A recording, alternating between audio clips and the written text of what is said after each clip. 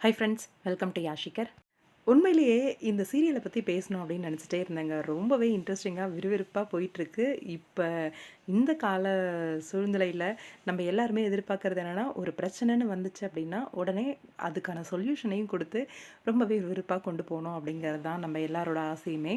அந்த வகையில பொன்னி வந்து ரொம்பவே சூப்பரா ஸ்டோரி இருக்கு. அதே மாதிரி டைரக்ஷனும் ரொம்பவே பெர்ஃபெக்ட்டா பண்ணிட்டுருக்காரு நம்ம மனோஜ் சார். 2 சீரியலும் அசத்தலா போயிட்டுருக்கு அவரோடது. சின்ன மருமகள், இந்த பக்கம் வந்து பொன்னி. 2மே சூப்பரா போயிட்டுருக்கு.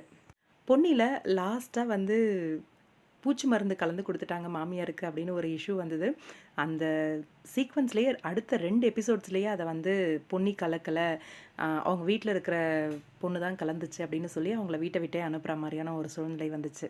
ஸ்டோரினா இப்படிதாங்க இருக்கணும். ஒரு பிரச்சனைன்னு வந்தா அதுக்கான சொல்யூஷனையும் உடனே காட்டணும் அப்படின்ற மாதிரி. அப்பதான் பார்க்குறவங்களுக்கும் ஒரு இன்ட்ரெஸ்ட் இருக்கும்.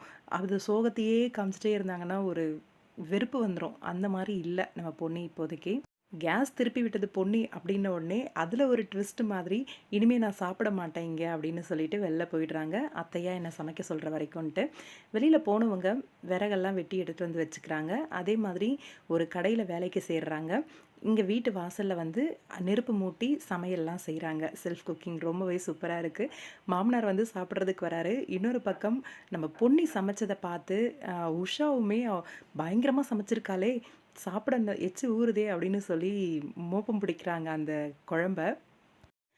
ரொம்பவே இன்ட்ரெஸ்டிங்கா போயிட்டுருக்கு சீரியல். கண்டிப்பா அப்கமிங்லயும் ரொம்பவே விறுவிறுப்பா போகும் அப்படின்னு எதிர்பார்க்கலாம்.